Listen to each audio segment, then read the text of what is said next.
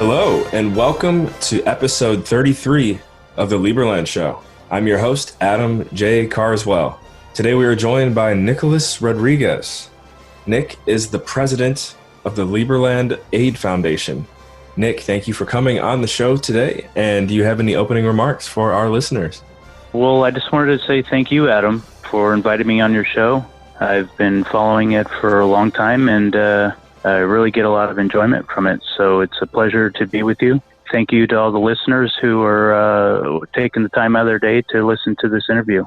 My pleasure. And yeah, it's interesting. Just the way you worded it there. You said my show. I definitely take this show as something that I would call our show. This is the show for the country. Thank you there for the comments. And I have to say thank you for your service as well, and everything that we got to talk about before the call that you're working on at the Liberland Aid Foundation. It's a very special project, and just thank you so much for everything you're doing. Oh, you're welcome. Yeah, but you're right. It is a special project. We're going to be doing so many good things, and the ideas that are getting presented, it's going to be a lot of people that benefit from that. Some very generous people within the Liberland community. So we're very excited about the opportunity to be able to help people, but at the same time promote Liberland and move the project forward. Absolutely. And I know right now I'm in an area of the world that's probably a little bit chillier, colder than most, but you are calling in from the warm Sunshine State, Florida. That's correct? Yeah, down here in sunny Florida. It's more like rainy Florida today, though. All right. I'm just curious, what have the temperatures been like the past few days? It's been a cooker. The last few days, we've been getting a lot of clouds here and rain. The prior couple of weeks, it was like no rain, and literally we were into the hundreds. So, oh man, it was a boiler. Well, speaking of places where you can definitely feel like you're boiling or getting hot, at least, I haven't been there yet. I plan on going next year to Acapulco, but that's where your journey with Liberland began, correct?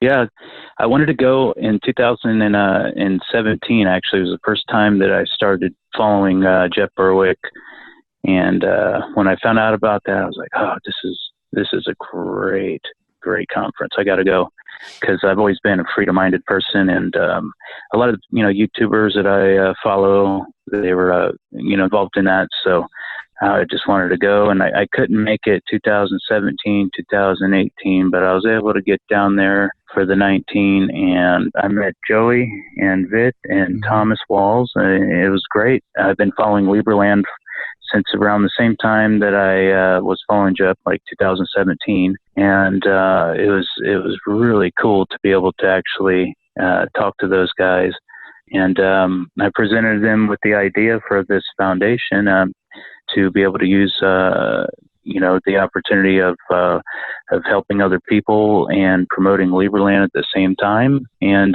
they were open to the ideas, and we developed it a little further to see if it would work. And sure enough, we have just a very talented team built.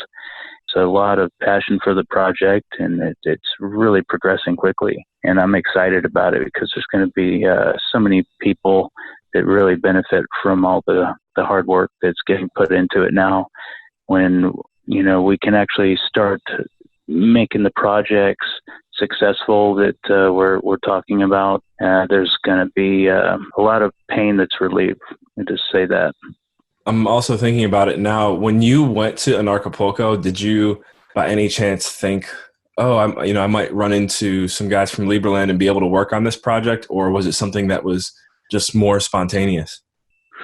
It was more spontaneous, but that was in the back of my mind, as I knew that they were going to be there, and I was interested in the Liberland project. It's kind of like happened, Mm-hmm. The opportunity presented itself. I was at one of the events, just happened to be kind of standing there and talking to some people, and there was a person walked up next to me and kind of in the venue, and it happened to be Vit Yalika. So I introduced myself to him and told him about, that I've been following Liberland, and shared some of my ideas with him, and he really liked that and gave me his card. He said to contact him, and And then, sure enough, like it wasn't more than a couple hours later, I was on the bus ride back to the hotel. Sitting next to me was Tom Walls, and wow, I didn't even know it until after I kind of was really amped up about my conversation with Pitt.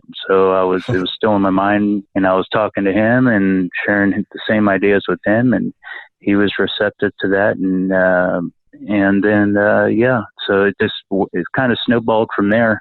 Joey also, he was at the same venue with Pitt, and we talked a little bit about it there. And it was maybe a day or two later at Acapulco where I was able to meet up with them again and talk to them more about the idea of humanitarian diplomacy. And we made an agreement to pursue it a little further and try to see if we could develop that idea. And we worked on that, for several weeks after Acapulco and made something solid and put a team together, which has really grown into something special. Everybody involved in it has got so much talent. And I've noticed that about everybody involved with Liberland. It seems like just brilliant people, and they just love the challenge of trying to find solutions to problems. And it's just fantastic to be a part of that. Yeah, it's really being a part of the Liberland project is an open playing field within itself, because if you have an idea, and more than likely if that idea has never been exercised within the country yet, you could be the first one doing something like that. Specifically speaking, like the team and the project that you're working on now. So I actually want to talk about the team here in a moment, but I do want to highlight one thing that you pointed out as well, which is, you talked to Vit, you talked to Tom, you talked to Joey. From my experience of working with those three individuals in particular, and there's many others as well, but those three are super, super responsive, take massive action. And it's really no surprise to me how quickly you've been able to get your wheels spinning here with Liberland, because you're engaging with people that are just on the ball, pushing things forward every day, working hard, grinding. So just want to highlight those three because you mentioned them. Can you tell us more about the team that you're working with on the U.S. side of well, I guess just in general, the team that you're working with for the Liberland Aid Foundation? Yeah, our team is just like I said before. I mean, solid team. We put together a board of directors, which are just amazing people. We've got Bogey Wozniak, the vice president. Real quick, I want to mention Steve Wood. He has just been instrumental in making the exempt status a reality. He's had the experience with this in the past. He was able to identify the things that we needed for our application, and he put it together. And I mean, we got a response like almost instantly from IRS. Wow. And the approval letter. So, I mean, I just want to let everybody know that he just did such a good job at making that happen. So, yeah, like Joey's on the team, Tom Walls, Dave Molyneux. I'm sure everybody that's listening knows him. If not, I would suggest to go into your video history and listen to his interview, because that's a great interview. Jessica Hales, she's on the team. She's our treasurer. And David Ellington is on the team. So let me see. Yeah, that's everybody. So we've got, a few officers and several people on the board. We're all working together to make sure that the right decisions are made so that the project is the most efficient that we can make it. It's another thing. When you're dealing with humanitarian aid, there's a lot of organizations that are kind of like sponges. The money comes in and not very much ends up getting to the people that was intended for, right?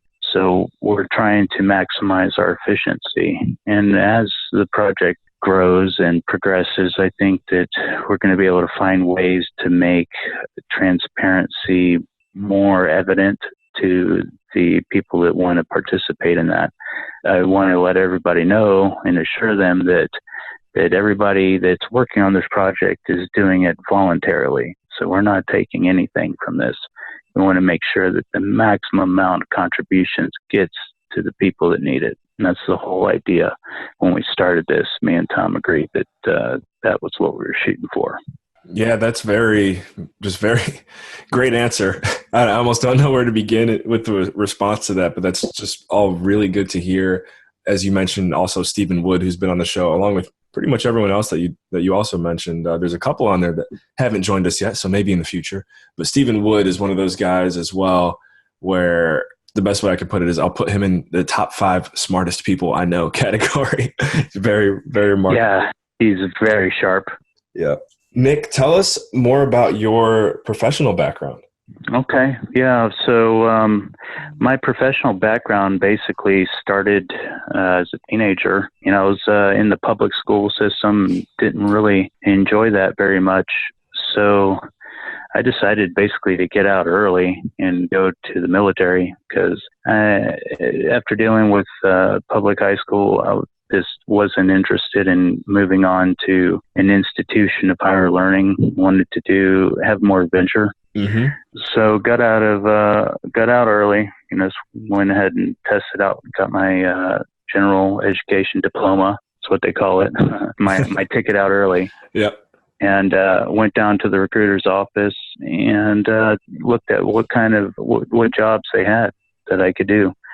And I've always been really interested in aviation. So, yeah, I kind of was looking through their aviation catalog, looking at the different MOSs, and I saw they had a job for aircrew. I thought, wow, that sounds great. I would like to fly, do that. So I signed the papers, man, got a nice contract, and went in to the Marine Corps. Wow. And I ended up getting stationed in California. Was part of air crew. Basically I had 2 MOSs. One was aviation maintenance. That's, basically doing your inspections and maintenance on helicopters is what I ended up getting. I wasn't fixed wing. So it was rotary wing, and then worked on doing all my air crew schools, my candidacy schools, passed all that, was able to get qualified, and basically was a crew member and maintaining safety for the helicopters. So that's how my professional career got started. Yeah, I know we have a decent amount of former military also working with Liberland too. One individual in particular who has not been on the show yet, but I keep bugging him. He's going to be on it eventually, is Elijah Henry, the editor-in-chief of Liberland Press. I want to know what it's like. Oh, cool. I haven't got to meet him yet. Yeah, we'll have to connect you. I want to know, though, from your perspective, what it's like, because running, for example, in these libertarian circles, you definitely meet a lot more people who have stronger opinions about the existence of the military to begin with. So what's it like for you having that background? Are there people that you were once friends with and maybe don't like you as much anymore? Or I don't know, what's that world like? Yeah, it's different. I think when I went in, the mentality was a little bit different because, it was 1999, so it's been a while. It was, pre 9/11. The mentality, the propaganda, everything is done a lot to change the view of it. I think the country's a lot more divided now. Mm-hmm. I never really ran into the situation where somebody was questioning my decisions. It was more people were surprised because everybody I really grew up with wasn't from a military family or didn't ever consider really doing that. It was more of a personal choice. I didn't see myself leaving high school, going to college. I didn't want to be stuck in a classroom. I didn't like that structure, the people's, trying to make me conform to a certain mentality. Mm-hmm. I didn't want to do that. I wanted more adventure. I wanted to do things that were exciting. Being a teenager, I didn't realize that, wow, the military structure is a lot more strict than it is out here, but it's probably all for the best because the experiences that I had to go through kind of built me a very solid foundation, which I've been kind of building on throughout my life. And I think it really has kind of insulate me from making poor decisions. Mm-hmm. Now looking back at it, the constant warring that the United States is involved in, I don't agree with that. I am a libertarian at heart. Mm-hmm. I believe in free markets, all these kind of ideals. I'm not into the killing. That's not why I did it. That's one of the weird things that I found in the military is there's the people that are there and they're just kind of have this dark side where they want to do that. And it's really, I don't agree with that. Kind of think that the military should be more of a defensive, be used more for defensive purposes, I guess you could say, right? Yeah. Kind of that goes right along with the way that it's written into the Liberland Constitution. So, and that's one of the funny things that Jeff Berwick actually talks about. He calls it the the Department of Offense. Yeah, the Department of Offense, right? Exactly. I mean, it's just funny, right? Department of Defense. Okay. Well, but anyways, yeah. And all jokes aside, I mean, I think we get it. Yeah, exactly.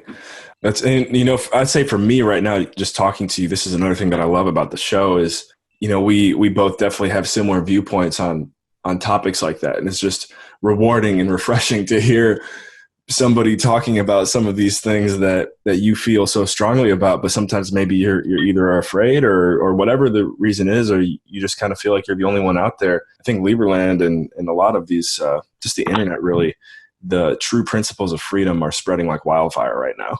Yeah, I agree. They are. It's because people can kind of see the corruption has gotten so bad, and they're having a harder time hiding it. And with the internet, when you see something and it's like the truth, and there's like no denying it. I mean, it's pretty hard to cover up, right? It's like a fire, like it's out of control. Like, so they're having a hard time trying to hide it, and more people are exposed to the information. So it's like their tricks just aren't working the way they used to.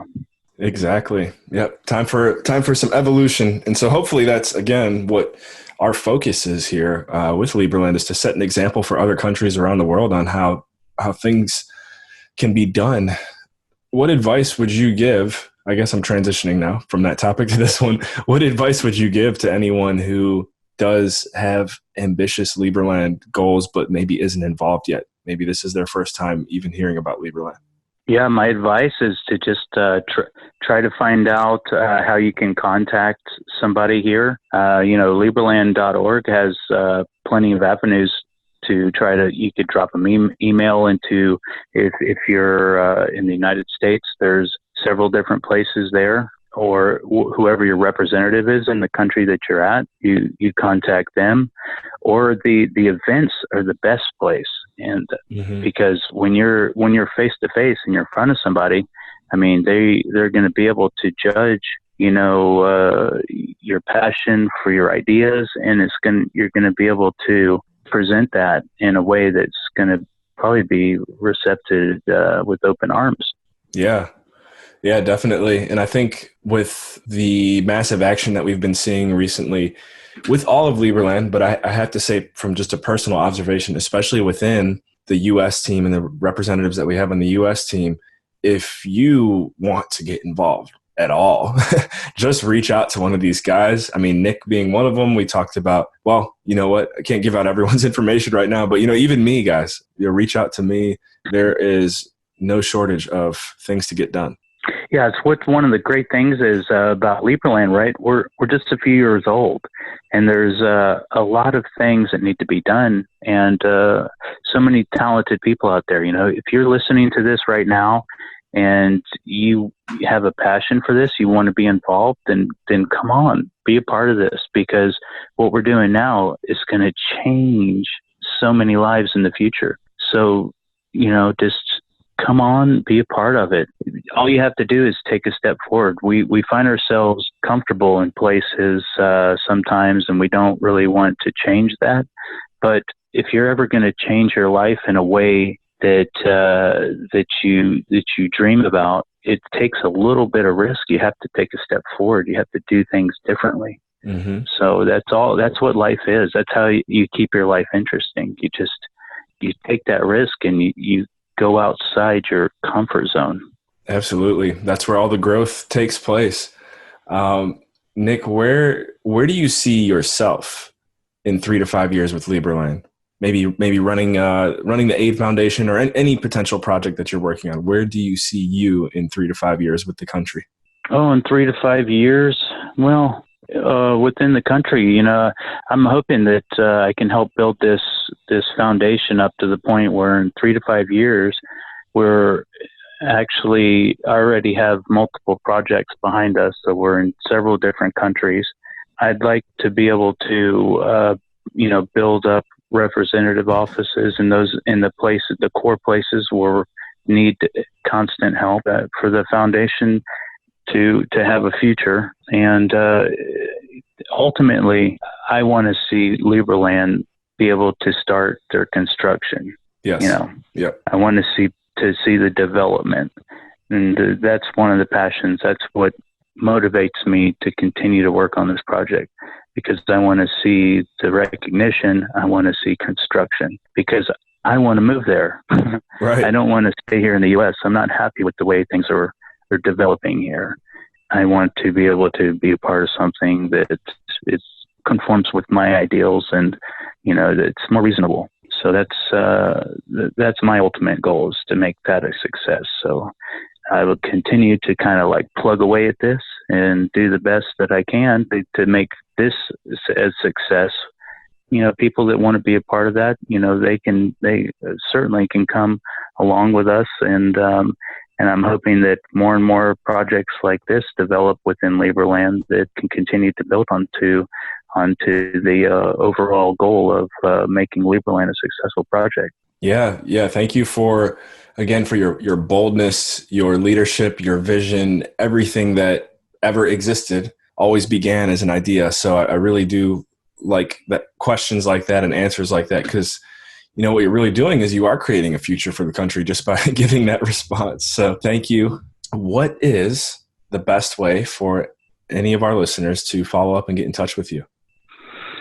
For me right now, I think the best way to get in contact with me, and I can give you that information. You can put it in your notes on the video. It's the best right now.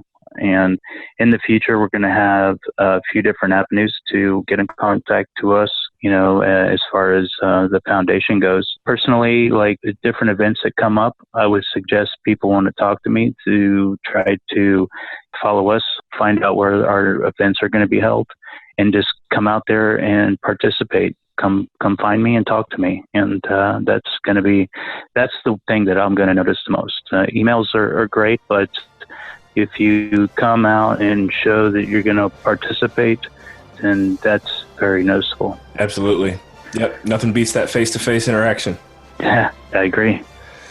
All right, guys. Well, this has been episode 33 of the Liberland Show. We were joined today by Nicholas Rodriguez, the president of the Liberland Aid Foundation. I'm your host, Adam J. Carswell. Thank you guys for tuning in. Before I say we'll catch you in the next episode, I just realized, Nick, I have to say thank you to you one more time. Thank you, Adam. Thank you, everybody, for listening. All right, guys, thank you for tuning in, and we will catch you in the next episode.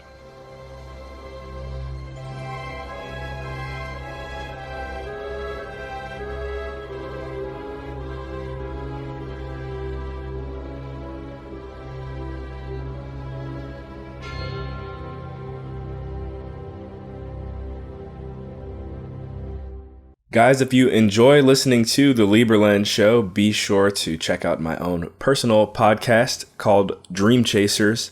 On Dream Chasers, we interview individuals with supernatural amounts of potential based on early success in their careers. Go ahead and do a web search on it.